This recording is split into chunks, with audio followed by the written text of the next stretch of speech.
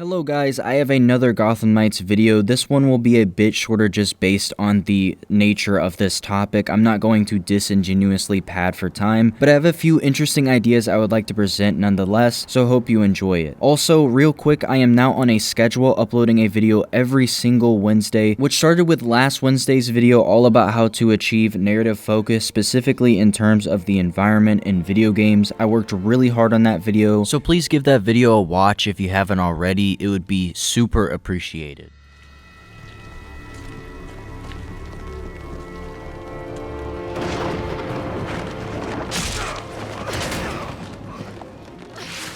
Gotham Knights developers give the impression that they want to stand out, not only from Rocksteady but in their storytelling. They made a new universe to not only separate themselves from Arkham, but to tell a unique story. And while this game will be heavily influenced by Scott Snyder, the writer of Batman the Court of Owls Volume 1 and 2 and The Gates of Gotham, WB Montreal is going to create a unique storyline. This game is not going to be a direct interpretation of a certain comic. This is WB Montreal's Court of Owls, and this is their Bat family. And that is the best possible thing they could have ever done for this game. I have read both Batman the Court of Owls and Gates of Gotham for this video. These two comics probably have heavy influence on the game, but I don't think their small details matter too much. It's more about what general ideas WB Montreal may have taken out of them. In Batman the Court of Owls Volume 1, a major part of the mystery was if the Court of Owls had hidden hideouts or owls' nests all over the city and where they were. His investigation up to this point followed his ancestor Alan Wayne, who was so paranoid of the court that everyone believed he was insane. He believed the Talons built nests within his home and that they were everywhere. Alan Wayne was also connected to the Alan Wayne Trust for Young Architects, used, quote, for progressive additions to Gotham's skyline. Every single one of these addresses in which this trust was used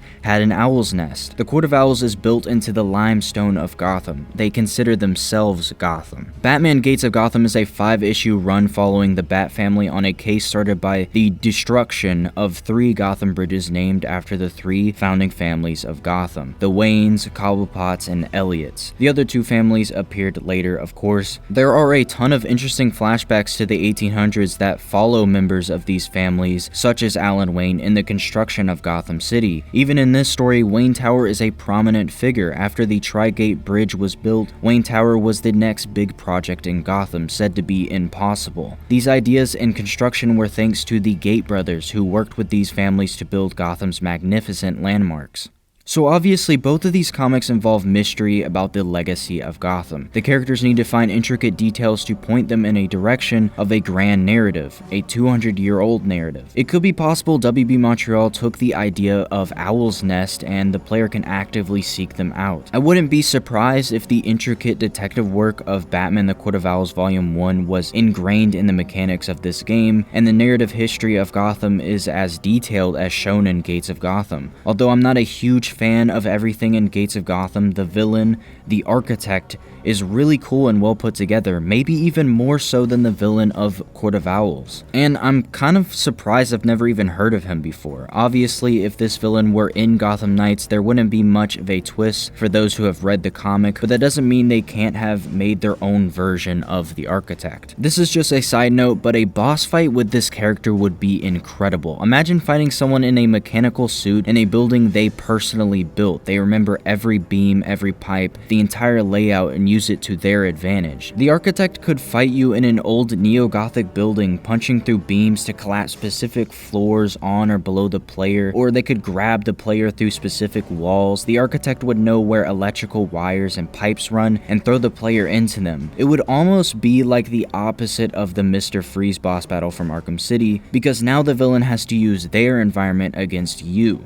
That probably won't be in the game, but just saying, that's a really great idea. Also, I can't help but be more and more skeptical about what parts of the map they are not showing us. Old Wayne Tower is integral to both of these comics and is one of the most prominent buildings in the comics in general. I would be excited but not surprised if a part of the map we have yet to see contains this building. If you haven't seen it, I made a theory video on if the map is larger than what was shown. Something we may have already seen is the Labyrinth. In Batman the Court of Owls, Batman Owen is put down here and trapped for days, exploring, discovering rooms, showing the court's past and influence, driving him crazy over time. This would be a great idea to turn into a level of Gotham Knights. Imagine being thrown into this labyrinth and it being a massive puzzle environment where you really have to think about how to get out. Obviously, the most prominent thing taken from these comics is the idea of a detective story, mystery and clue. Gotham Knights seems to make these two things a gameplay feature, or at least a lingering goal for every night patrol. My last video touched on world building, more specifically environmental storytelling, and with most of my videos I reference the multiple amazing interviews done with the developers. Apparently, and I hope this isn't fluff, the architecture itself is one aspect of mystery, one that has an answer. With each district connecting to one of the 5 most influential families of Gotham,